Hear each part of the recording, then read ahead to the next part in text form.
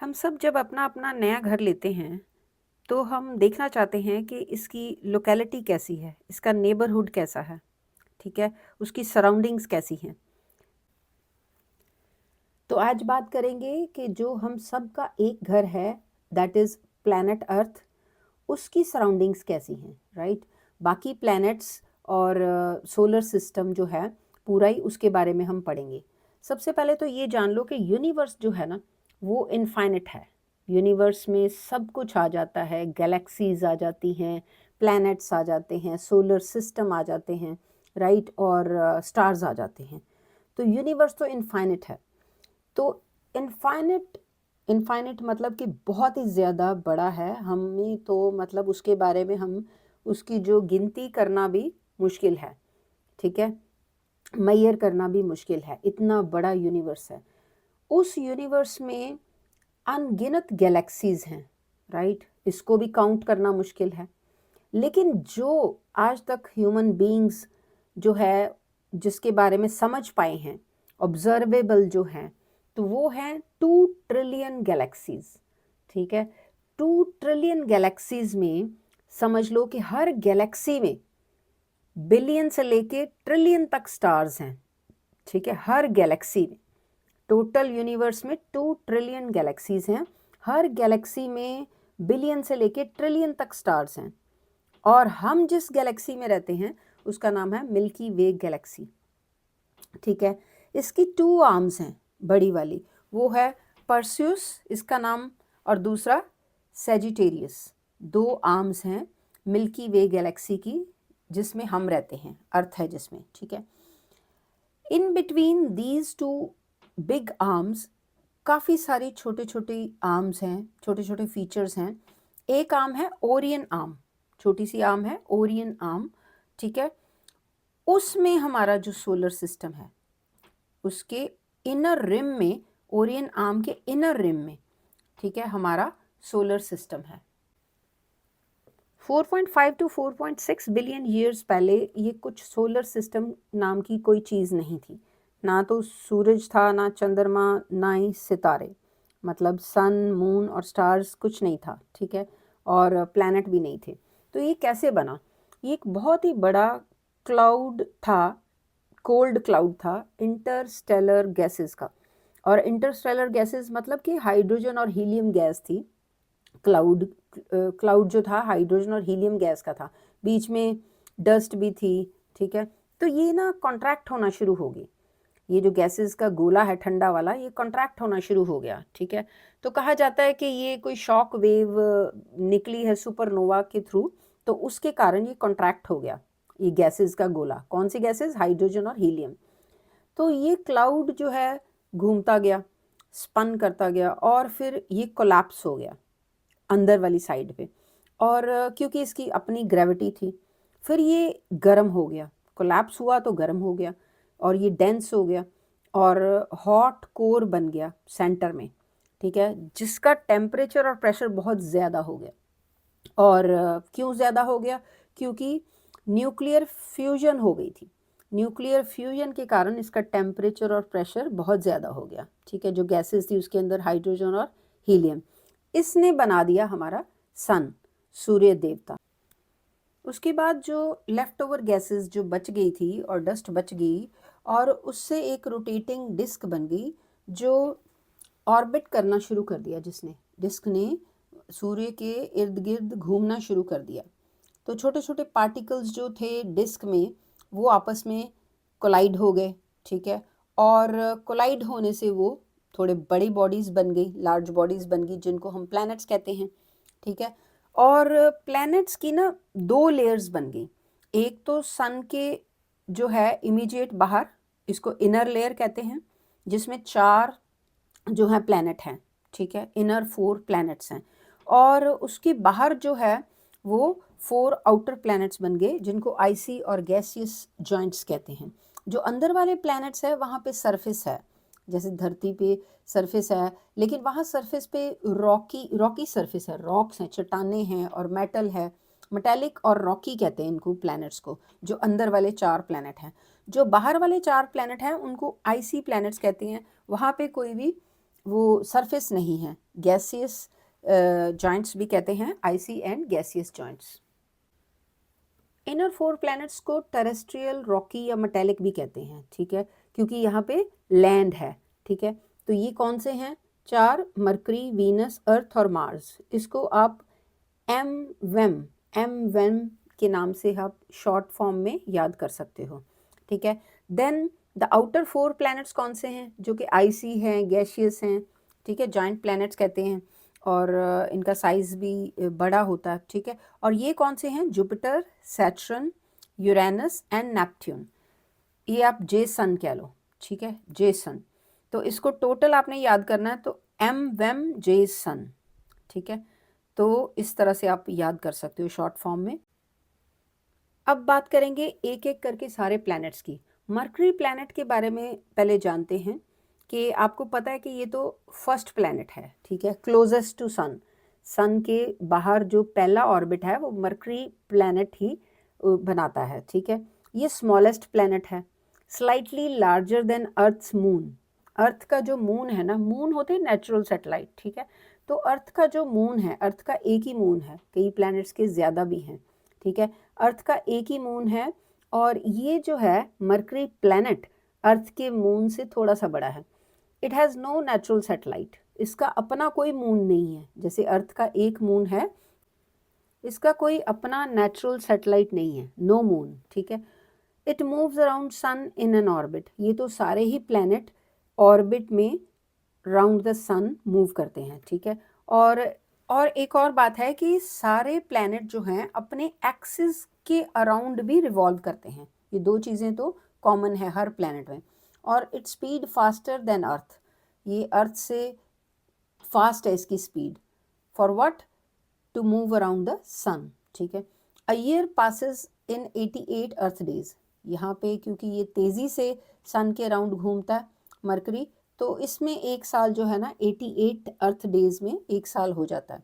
और साल कैसे गिने जाते हैं?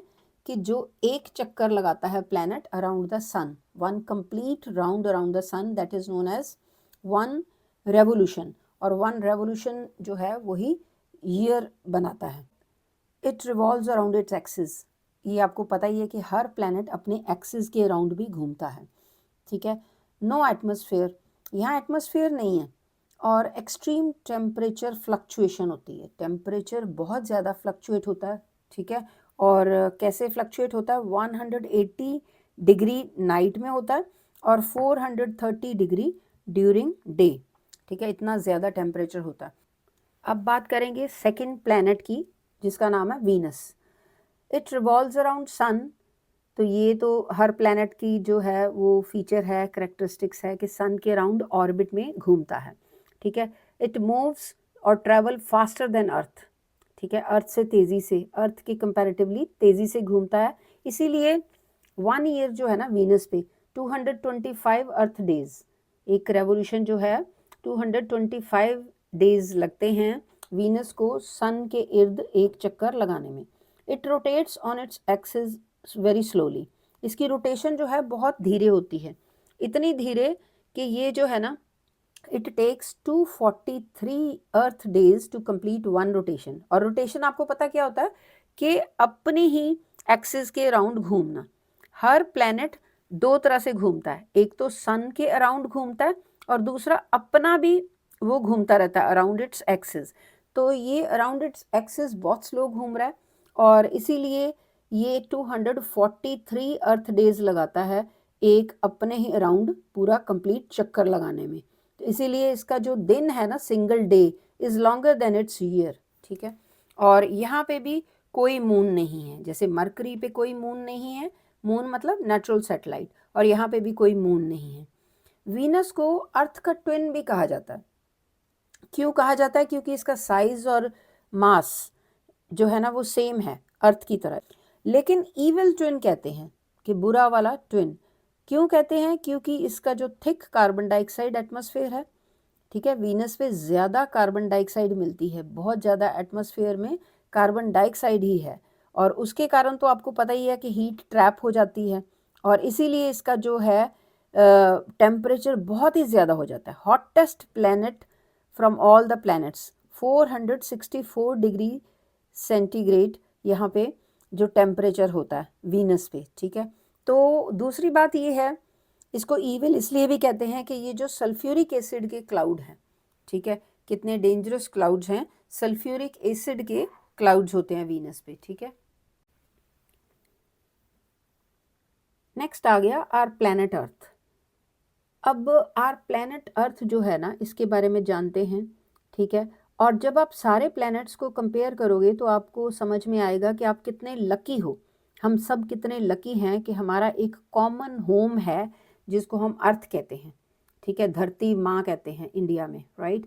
तो ये है, देखो इसमें 71% वाटर है और 29% लैंड मास है। ये जो 29% लैंड मास है, हमने पहले एक टॉपिक किया था कि कैसे ह्यूमन बीइंग्स जो एग्जिस्टेंस में आए, ठीक है, due to the theory of evolution, right, हमें पता चला। और उसके बाद हमने इसी अर्थ को जो है 29% लैंड मास को हमने जो है 197 कंट्रीज़ में जो है डिवाइड कर दिया, इनके नाम रख दिए, बॉर्डर्स बना दिए। उसके बाद भी हम जो है टेरिटरी ऑक्युपाई करने के लिए एक दूसरे की, ठीक है, वॉर्स करते हैं, ठीक है। ह्यूमन बीइंग्स कितने ज़्यादा जो हैं इनोसेंट जो मर जाते हैं वॉर्स में। वॉर्स जो हैं ये बहुत ही गलत चीज़ है। सेकंड है कि वन मून है, one moon means natural satellite, it revolves around sun in 365 days. Earth पे ईयर जो है 365 डेज का है, आपको पता ही है। और इसको कहते हैं रेवोल्यूशन, ठीक है। और it rotates around its axis in 24 hours, so making day and night, ठीक है। तो जो है इसको रोटेशन कहते हैं। रोटेशन है एक्सिस के अराउंड एक कंप्लीट चक्कर लगाना अर्थ का, उसको रोटेशन कहते हैं। और सन के अराउंड एक कंप्लीट चक्कर लगाना, उसको रेवोल्यूशन कहते हैं।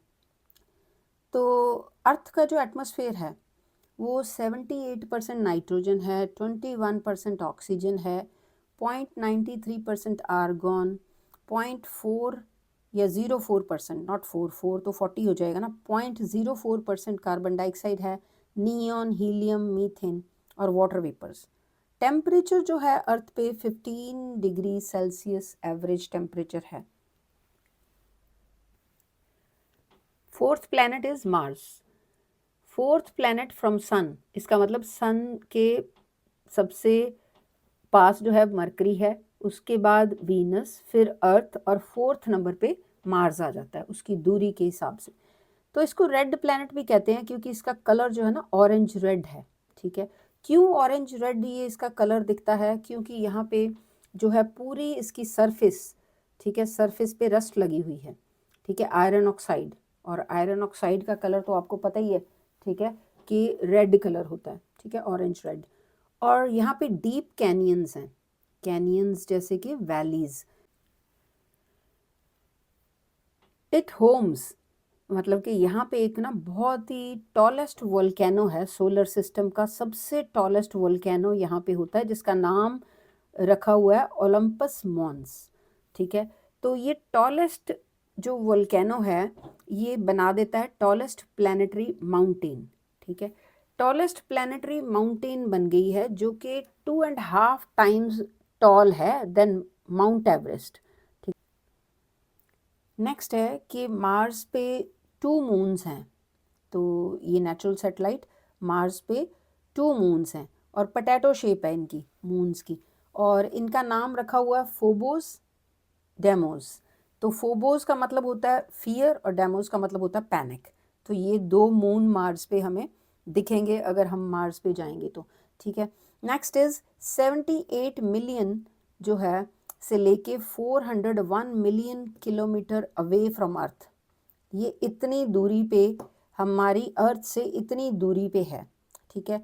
और यहाँ अगर हम आजकल की रॉकेट टेक्नोलॉजी से रॉकेट में बैठ के जाएंगे तो 6 से लेके 9 महीने तक 6 to 9 मंथ्स लग जाएंगे अर्थ से मार्स जाने में। आपको पता है कि एलॉन मस्क जो हैं वो ट्राई कर रहे हैं कि मार्स को अपना सेकंड होम बनाने की।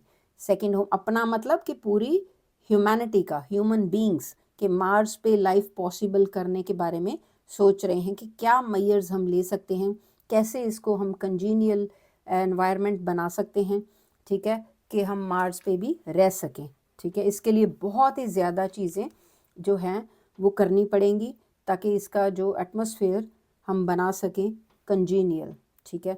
अदरवाइज़ अर्थ जो है, प्लैनेट अर्थ भगवान ने हमें दिया है, उसकी तरह जो कंडीशंस हैं वो कहीं पे भी नहीं है, किसी भी प्लैनेट पे नहीं है ऐसी कंडीशंस के जहाँ पे लाइफ पॉसिबल है।